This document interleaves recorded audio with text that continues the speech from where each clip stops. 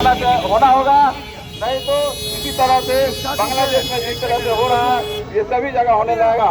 तो इसलिए मैं सभी बांग्लादेश में जो हिंदुओं के साथ जो अत्याचार हो रहा है इसका मैं घोर निंदा करता हूँ और मैं भारत सरकार से मांग करता हूँ कि इसी तरह से कड़ा इसको लेकर के इस बांग्लादेशियों को सबक सिखाना होगा। भारत माता के जय। धन्यवाद भाई जी। और मैं अगले मित्र के रूप में धीरज शर्मा जी से आग्रह करता हूं, अपने विचार इस उत्कृष्ट जो बांग्लादेश में हिंदुओं के साथ हो रहा है उसके बारे में अपनी बातों को रखे हैं। भारत माता की जय। वंदे मातरम। जो बांग्लादेश में हिंदुओं पर अत्याचार हो रहा है ये घोर निंदनीय है और आप सभी जानते हैं ये पाकिस्तान से बचकर आया है। अब इसी तरह लगता है बांग्लादेश को भी 2-3 पार्ट करना पड़ेगा और पाकिस्तान भी जिस तरह कुत्ते की पूंछ है वो सीधे नहीं होने वाला, उसी तरह बांग्लादेश का भी हाल हो गया। ये भी कुत्ता का पूंछ है, सीधा नहीं होगा। इसका भी 2-3 भाग बंटवारा कर दीजिए, पाकिस्तान एकदम सुधर जाएगा और बांग्लादेश को भी सुधारना है, इसको भी 2-3 भाग करना पड़ेगा। जैसे ये लोग सुधरेंगे नहीं जब तक हिंदुओं पर वहाँ तकलीफ हरदम रहेगा। वहाँ पर 2 अभी बन जाएगा कंट्री, हिंदुओं को अलग कर दो, मुसलमान को अलग कर दो, अपना अपना चैन से लोग जिएंगे। जब तक वहाँ पर बंटवारा नहीं होगा हमें नहीं लगता है वहाँ हिंदुओं पर अत्याचार रुकेगा। भारत माता की जय। जय श्री राम।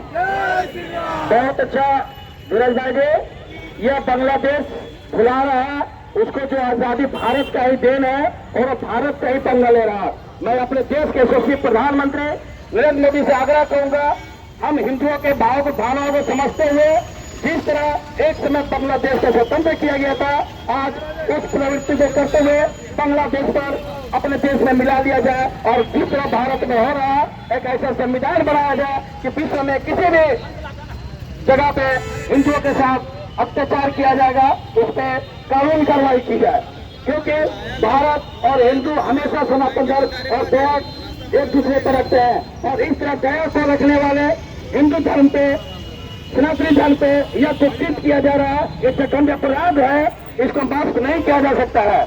अब इसी काम में आगे बढ़ाते हुए मैं दीपक गुप्ता जी से आग्रह करूंगा अपना जोरदार बात है, आप बांग्लादेश के इस नीति के खिलाफ अपने विचारों को रखें। धन्यवाद संजय कुशवाहा जी और सभी का स्वागत इस जन आक्रोश रैली में।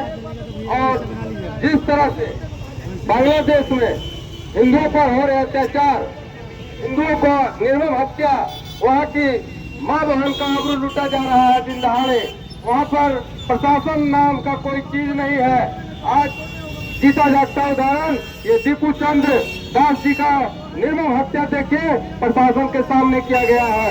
और हिंदुस्तान बांग्लादेश में हो रहे हिंदुओं का अत्याचार नहीं सहेगा, क्योंकि अब मैं प्रधानमंत्री माननीय प्रधानमंत्री से आग्रह करता हूं कि बांग्लादेश पर कड़ी से कड़ी कार्रवाई करने का समय आ गया है, अब यह वक्त आ गया है।